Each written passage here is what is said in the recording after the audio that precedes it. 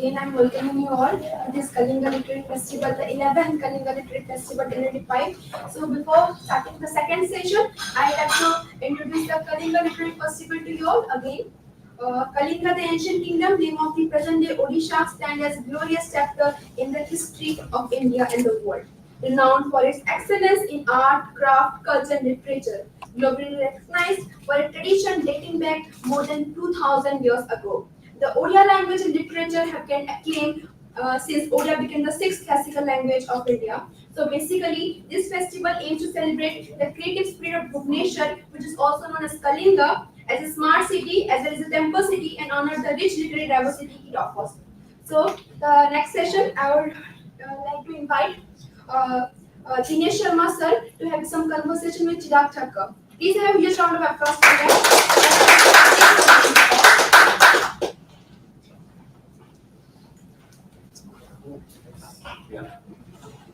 And again, I'd like to interrupt that. This session, the topic is Space, the Indian Story. Okay.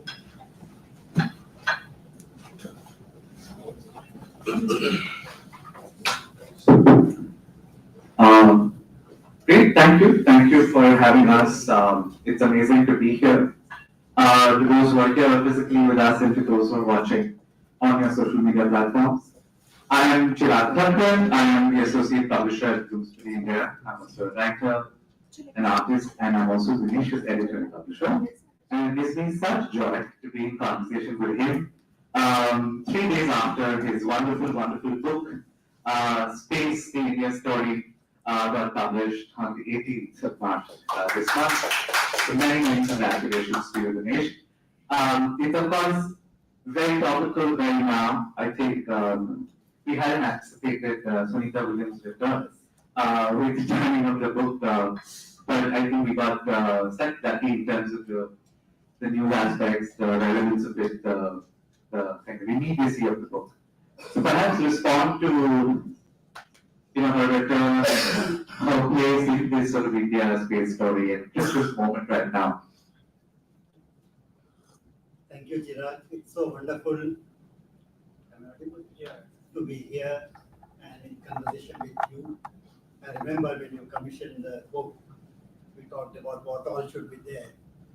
And the one idea which I started with was that, since an Indian is going to travel to space after Rakesh Sharma after 40 years, let's do a book on Indians in space.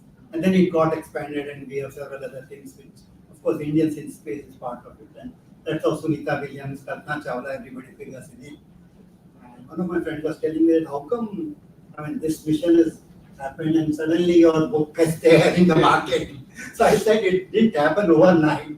It's been just a happy coincidence that Sunita Williams returned to Earth coincided with the release of the book, and suddenly there were so many excerpts being published in the newspapers. So it's a long story, I would say. And of course, Sunita Williams is one of the stories that figures, and it's been a very fascinating aspect of exploration of space that humans can go. I mean, if you look at the space race, how it began, the whole idea began with the crewed missions. That manned mission is not a gender neutral term, so now we call them crewed missions. So the whole idea began that can man conquer space, and that's how this whole space race began. So humans traveling to space has always fascinated. And Sunita Williams has been a typical story of somebody who got interested in space not very early. I mean, one would have expected that when she was growing up in the 60s and she watched Neil Armstrong going to space, and that would have inspired her, but that was not the case. She got interested into space much later, and as an offshoot of her interest in flying, basically. So, therefore, the stories of astronauts is always interesting in the sense of their life journeys, how they got interested. Rakesh Sharma was the jet pilot to begin with. At the age of 22, he was flying jets. In 1971 war, he was doing the sorties. So he was right from the beginning. He was a pilot, but that was not the case of Sunita Williams. So, but her journey in that sense is very interesting. So each astronaut's journey is an interesting story therefore I will include it, because many people sometimes say, even now when the discourse on Sunita Williams was happening, people are saying that why are you interested in her? Because she's not an Indian after all. She's an American citizen. The human story. Yeah. These are the stories of courage and adventure and exploring things which you have not done. So therefore, each story of an astronaut. I saw one of the stories of an American astronaut, the biopic. So it tells you a different story altogether. They have to undergo struggles. They have their personal, ambitions. They have how they got in touch with NASA, because NASA advertises, that they are going to recruit. I mean, India, we don't still do that, but we don't have a corps, the astronaut corps. Right now, we have 4 trained astronauts. So NASA does it frequently. So she applied once. In the same way, Kalpana had also applied, and they went through all the process and they got selected. So there's a journey. So I think those are the aspects which really matter, irrespective of whether you are an Indian or not. I think that's what I have included all those stories, particularly Sunita Williams. And there are a lot of myths surrounding this particular flight, because people are also asking that what's so important about Sunita Williams being there. Last time she was What are these myths? yeah. Last time she was there for 6 months. At that time also the mission was planned for a shorter duration, but she ended up staying there for 6 months. So the point, this also drives home the point that space is a risky business. There are still unknowns, When you had this mission which went up, and remember there are 2, 3 things that it was not an experimental flight, but it was the first flight of Starliner built by Boeing. And there's a history of why private players are, coming in the space arena. Space I will talk later. So number one, it was the first human mission for this Starliner. So there was a certain element of risk involved, and astronauts when they go up, they know that it's not. Both Wilmer and Sunita are experienced astronauts, so they went there. And the whole idea that to describe it as she was stuck in, space, but she was not in isolation, and she has lived there for this long, before 6 months. And there have been other astronauts who have lived there for even longer. I mean, people have lived there for a year or so. The Russians have been there. So going to space, living there in long time is not something new.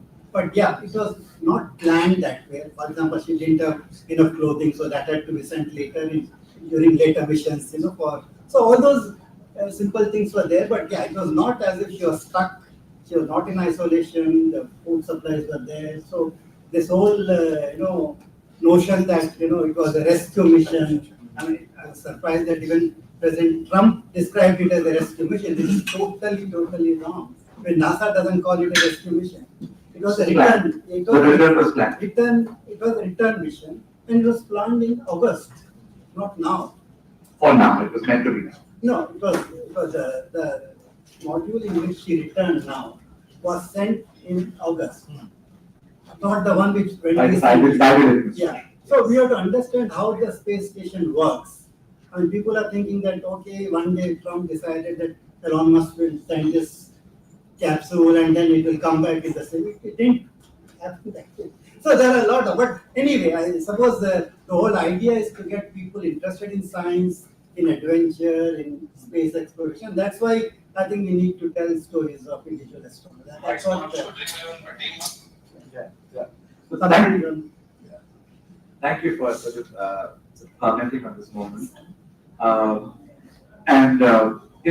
of the things that struck me when Dinesh and I were developing first the idea of this book. I think we started talking about this last summer. 2024 was to keep the writing as accessible, as simple, and as narrative based as possible. And I think he's done an incredible job, book after book, time after time, in order through sort of the narrative skills that he has to tell a very complex story in the most sort of succinct human interest format available. And I greatly enjoy how this book is for anybody and everybody, right? So it could be somebody who's middle career, who doesn't know much about the space story. It could be a very young college kid. It could be somebody studying, who will be fascinated and find these stories very, very inspiring. Of course, the larger story apart from of India and Indians in space that Dinesh is telling is also the story of, you know, what India has managed to achieve in the space race. For a developing nation that is grappling with the big problems of the 20th century, of hunger, of education, of nutrition, of employment, India manages to make an early entry into the space race with great success. There's some seats ahead if you want to join us. And what it manages to do is make a claim for itself in what has largely remained a global north, a Western sort of big boys club. And India sort of makes a claim for it and grabs a seat at the table. Nobody's going to hand one to you. You just take one and you make a claim for it. And it does so very successfully. Of course, now there's all eyes on Gaganyaan, our space mission. So, talk to us about this sort of imminent mission and why that might be important, why the world is looking at it with great curiosity.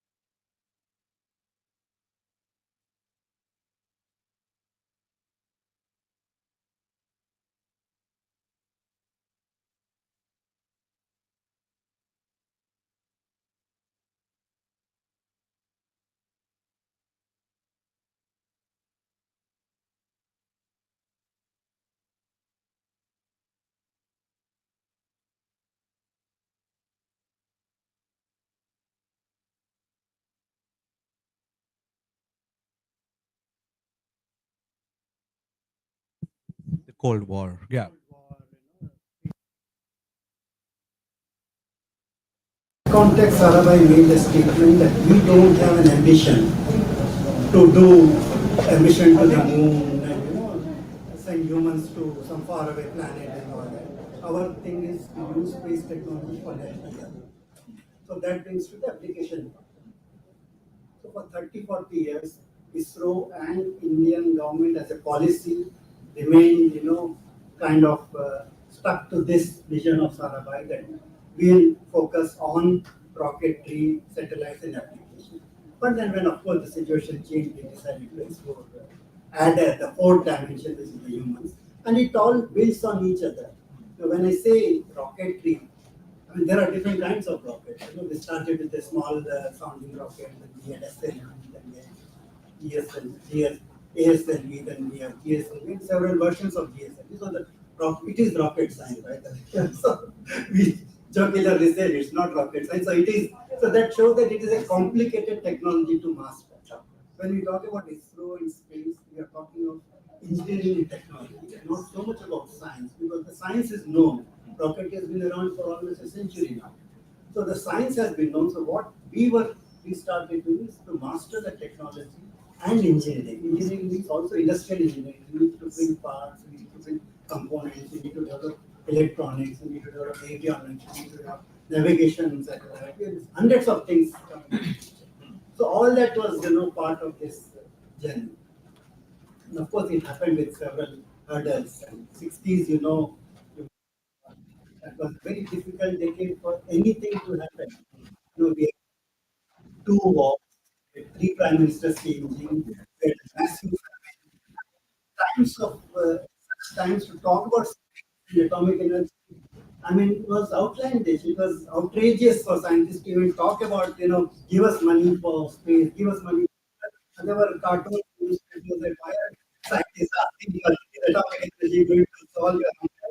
Is space technology going to solve your health issues? So there were many, many challenges which this program was conceived, and it was built block by block. I think that's what we are to understand. Yeah. No, that's fascinating. We dive more into, the early years. This and develop our space. But these they plague us even today. Even today, India stares at a very big hunger index, even though government economists would insist otherwise.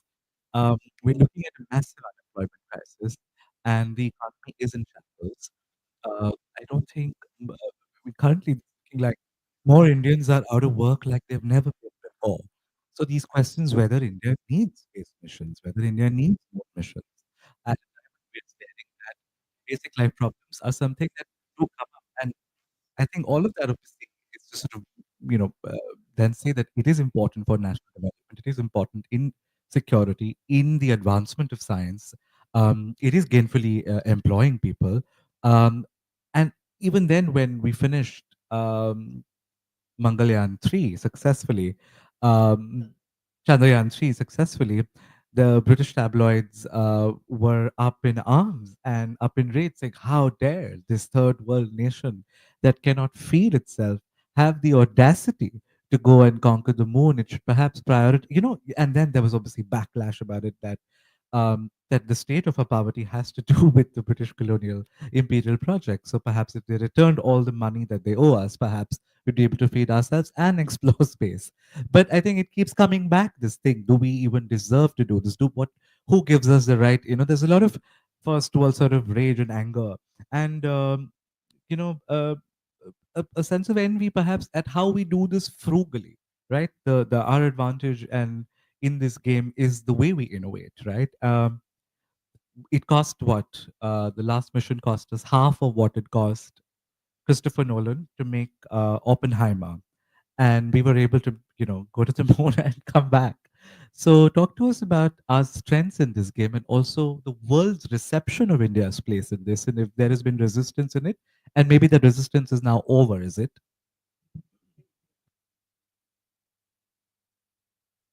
Facebook post said that they calculated the number of kilometers Yes. and the amount of money, and they said the per kilometer cost is less than an auto rickshaw. Of course, that's a very simplistic way to calculate, but yeah, there were difficult circumstances, so they had to be frugal, they had to innovate because resources have not been plenty for explore and scientific community as such because of there's always a constraint on there is always crunch of resources when it comes to scientific research, and even now we spend less than a percent of the GDP. So the volume would have gone up because the GDP is going up. But yeah, so that booty has to be, distributed among various departments. Every department has its demand. So what? So there are two, three aspects of this frugality thing. I mean, one was we were forced to do that because of constraint on resources. That was number one. Secondly, see, this was a strategic technology. I mean, nobody wanted to give it you on a platter. Of course, initially, if you remember, as during the Cold War era, both Americans and Russians, Soviets wanted to help India, and they did, for the initial sounding rockets which were launched from Tumba in the 60s before formation of ISRO came from from USA. USSR gave a lot of, other equipment, the computers and the helicopter which needed to follow the sounding rocket. So that was coming, but it was part of they want both the Cold War powers, both the superpowers wanted India to be in their orbit perhaps. And Indians took advantage of it because we needed that technology. People were sent to NASA. Dr. Kalam was one of the first recruits, 6 people who went to NASA, and I have a picture of it it's very telling the picture, the 6 engineers who went to NASA. So that tells the story. So all that was there. People were trained because remember, we were starting from scratch. You didn't have anything. I mean, when we say ISRO was formed in 1969, actually it is wrong. The idea of ISRO was there for a long time. ISRO as an entity was formed in 15th August 1969, but we started working on the program in the 50s. And in course, the predecessor of ISRO was always there. So frugality was built because of several factors. One of them was we had to depend on the training of people. That was one. Secondly, as I said, it was a strategic technologies. Nobody wanted to give it on platter when things changed in the 70s. So we were forced to do things our own way. Of course, you couldn't procure everything, basic components which you could buy from market, you could do that. But certain components were not available. Subsystems were not available. So we were forced to design our own systems. So therefore, the first Indian satellite was designed here. Suppose you want to give out a contract for designing, it would have cost millions of dollars, which they could not have. So we were forced to do that and forced to do in a way which was cost effective. Time consuming? And of course, it Yeah. did consume time. There were various ways of overcoming that, and people were sent on training and things like that. That was number one. And third is after 1970, the nuclear Pokhran 1 and Pokhran 2, they were kind of turning points in the geopolitical sense, because there were a lot of embargoes, technology embargoes. So there was a international technology denial regime which worked against ISRO. Several entities associated with ISRO were also listed. So that was a third it's a tacit and quite a sort of, I guess, more sort of direct form of bullying, right? Yeah, of course. These embargoes would be a technique of bullying a nation. Yeah, of course, that was the case. So because of all these factors, we are forced to do things our own way and do it in a frugal sense. And third and rather fourth point, why we do that frugally is something to do with how ISRO functions. I mean, that's very few people realize that ISRO has a distinct culture of its own. It has a culture which is not found in other government departments, one could say. So that goes and who are the people who work in ISRO? They come from backgrounds which are very humble. They are not from the top tier engineering colleges. As one of the former ISRO chairmen said, ordinary people from ordinary colleges do extraordinary things. So that is the strength of ISRO. So frugality is inbuilt in the way things happen. Of course, there is a technological frugality in the sense how you design an orbit, what they call the space physics, how a vehicle is going to go up and reach a lunar orbit or a Martian orbit also depends on what is the size of the rocket, how much fuel it is going to consume.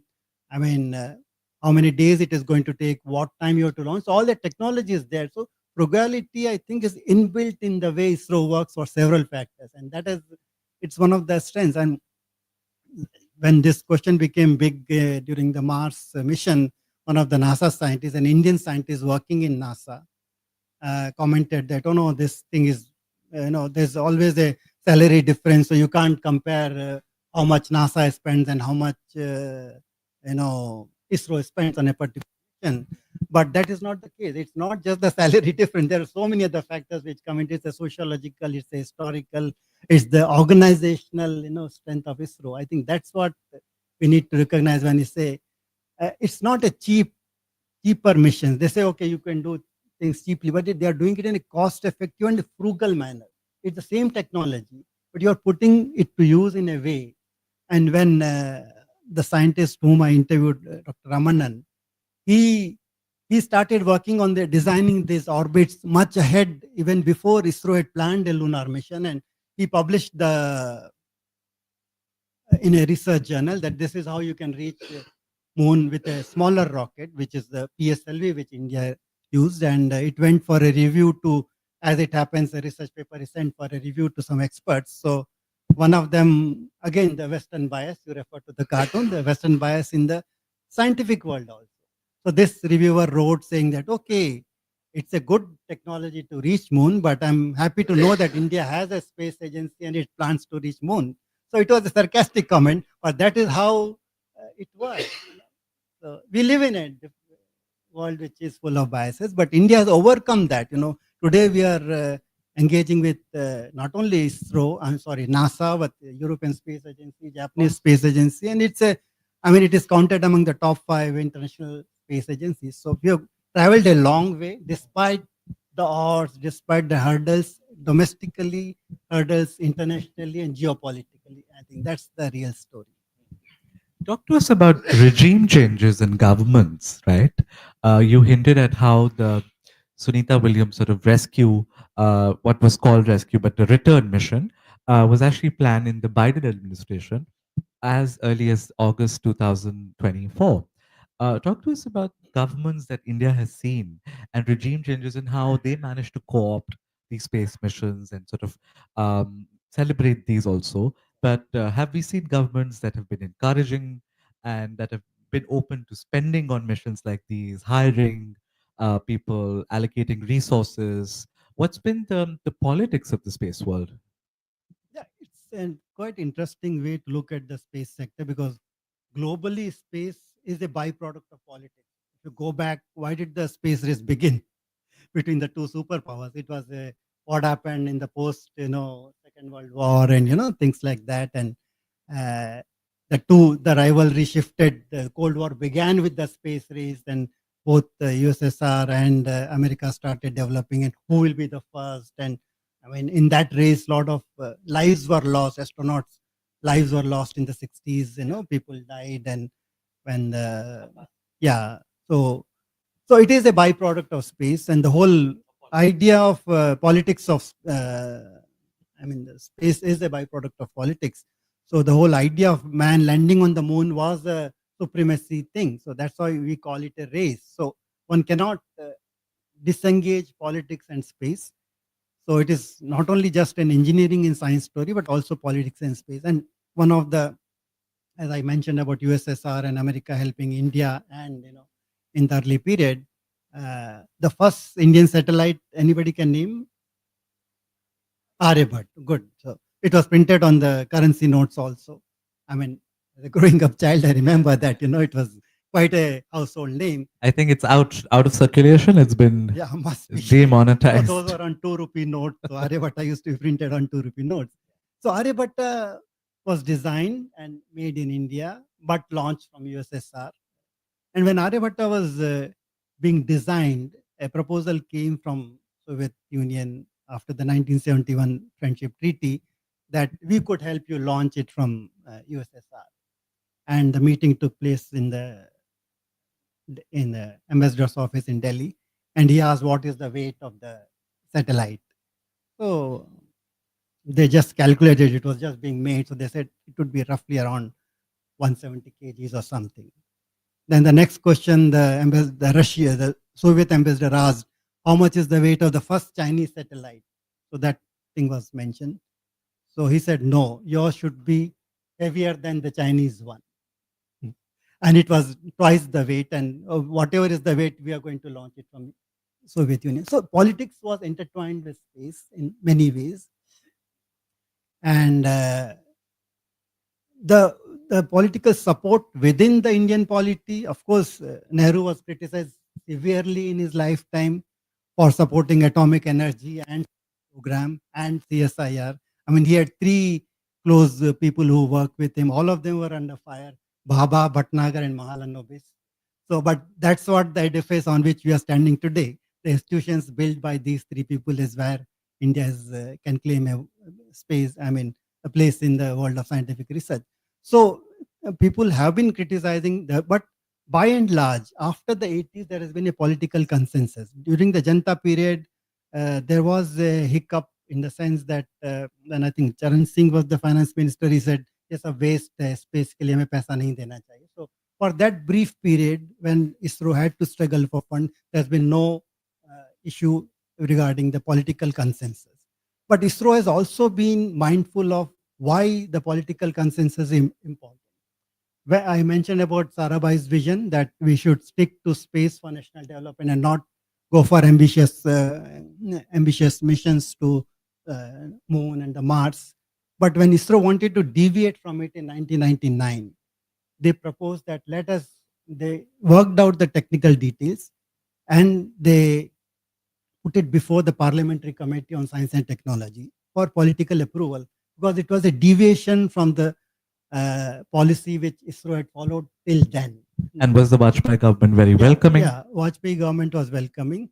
But I mentioned that episode that he said, yeah, get the approval from all the parties. So put it before there should be a consensus in the Parliamentary Committee on Science and Technology, which had members from across the region, across the political spectrum. So that was done. And then it was put before a larger scientific community. That's another point of, to be noted about ISRO is how it functions.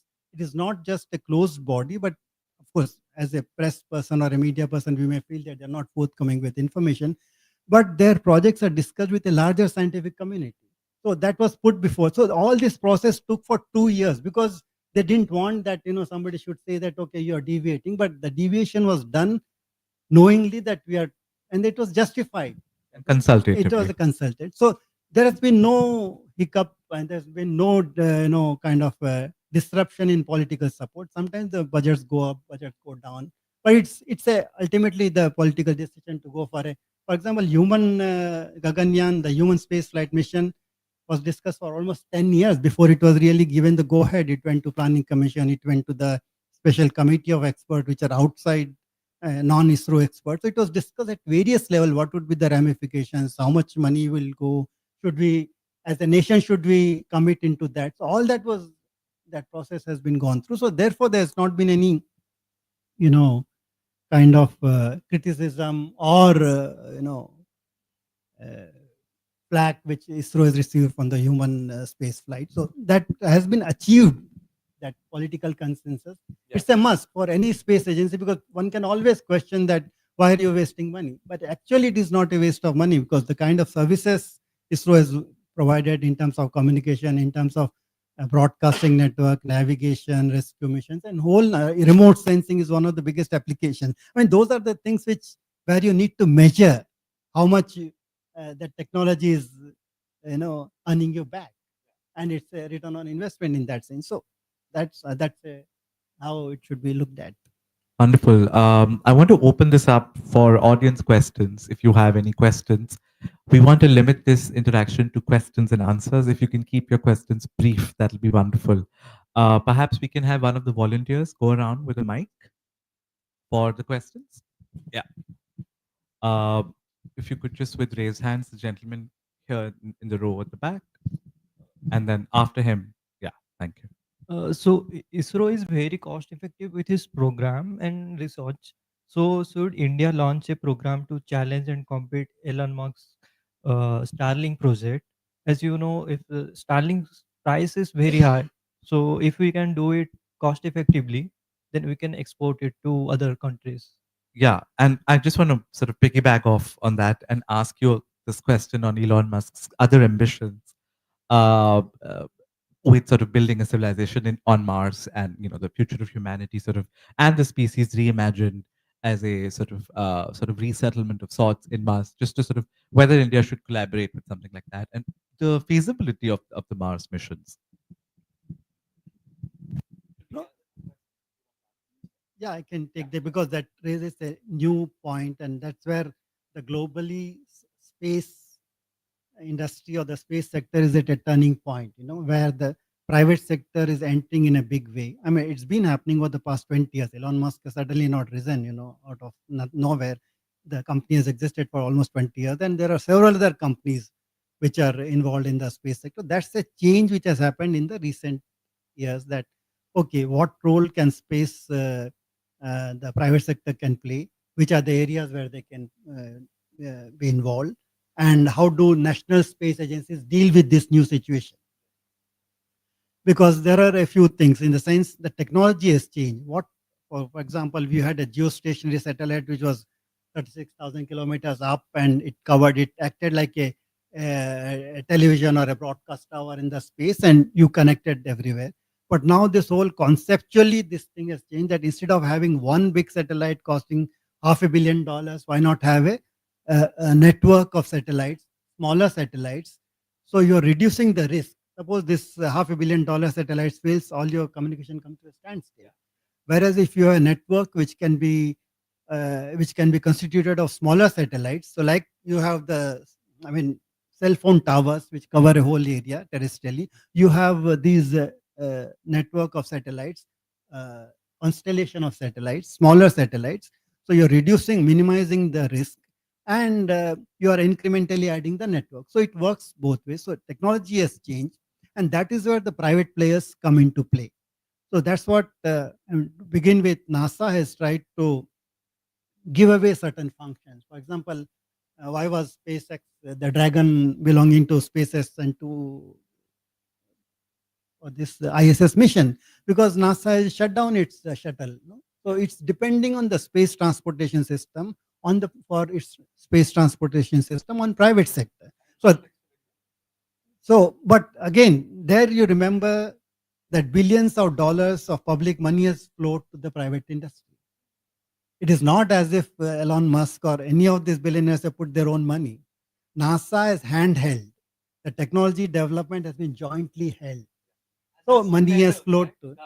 Yeah, so money goes to them. So of course, as it happens in America, it's the private sector which is celebrated. The money is flowing from the private and the space sector, so from the space agency. So NASA has helped the private industry to come up. In India, of course, we are having a startup sector, which again I mentioned in the book. Yeah, and that's again a very recent development. Thanks to the technology, I mean, who would have spent 300 or 400 crore on building a large satellite? So they can spend 10 crore on building a smaller satellite. So there are Indian companies which are building this, working on constellation. There are Indian companies which have supplied these satellites to other countries. So we are doing that. We are good in designing. We are good in making applications, but we are not so good in manufacturing. Can we manufacture 1,000 satellites and supply to somebody? We don't have that industrial infrastructure. Of course, L&T and Godrej and other companies have been doing things for ISRO for a long time.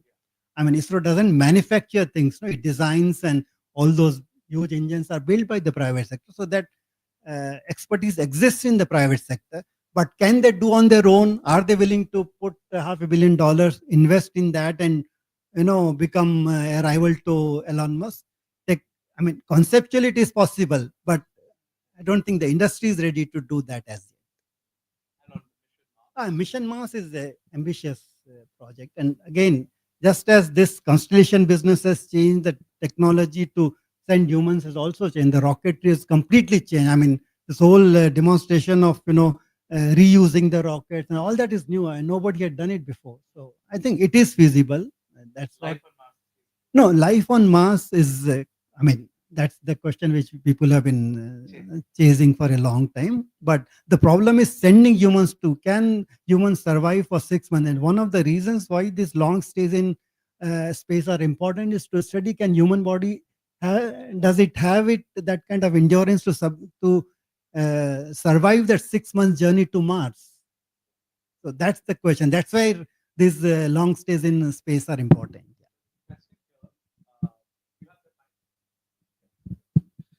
Yeah, so partly my question was that only, but I have another question, which is in terms of talent, how easy it is for ISRO to retain talent in India versus all these brilliant engineers going abroad and doing their PhDs abroad, and how much does that affect the technological know-how of ISRO? I'll take another question or two more before we can sort of. Do you have a question here in the front? Could we please pass the mic to her? Yeah, thank you.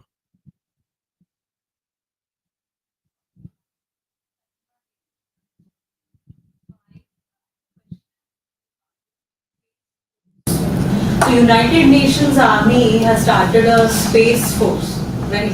So do we see our country, in that road, in the near future? And maybe another quick question, so we answer that if there is one. Wonderful. Do you want to take the gentleman's question? Just tell us what the question was. Yeah, talent. Yeah. Talent, yeah. That's- Brain drain, and yeah, you know, right. we'll be losing us best Exactly. minds. That's a big question. I don't have data on that, but anecdotally, I know that ISRO or sometimes struggle to retain talent because number one, of course, it has its own culture, work culture. You get to work on huge projects, ambitious projects, national projects, but the salary structure is not very competitive with, say, for example, other technology sectors, startups or IT, and they're governed by the government structures, increment, and things like that. So that has been a challenge. I mean, ISRO doesn't reveal its figures, but attrition rates at some point were very high. I don't have the latest data, but it was a matter of concern. People don't stay. Of course, ISRO has its own training school, the training engineering IIST, Indian Institute of Space Technology. Their graduates who come out of there are supposed to sign a bond and they are absorbed in ISRO. But I am given to understand that not all of them stay. So there is a challenge, and ISRO has been having some issues with that. But some of these new recent projects of and that's where the space agencies have to keep the adventure part of it going. Now they have announced the space station is going to be built, human mission is going to be there. So these are the new challenges. So I think some of that might retain the talent, but it is a challenge internally, although ISRO never admits it. And to Tanima's question? No, I don't have a comment to make on that. It's a concept, and it's a space security is a major concern. That how do you deal with rogue satellites and things like that? And yeah, people are working. India is part of some of those international treaties, and I don't think India is going to build its own space force to army or whatever. But yeah, internationally, it's part of the global space treaties. Wonderful. Thank you, Dinesh. This has been an incredible sort of conversation. Thank you, everyone, for joining us for this chat, for asking such insightful, wonderful questions. Dinesh's book, Space, The India Story, is available at the bookstore, at the festival. Grab a copy, support your bookstores, order it on Amazon if you will. And he's going to be around at the festival today if you want him to sign a copy for you. If you want to have a chat with him, he's also available offline right after this. Thank you. Over to you. Amazing session. We really like listening to you, sir, and thank you very much for sharing your knowledge with us. We are very much grateful to you. Thank you, sir. Thank you. It was my pleasure. Thank you. Oh.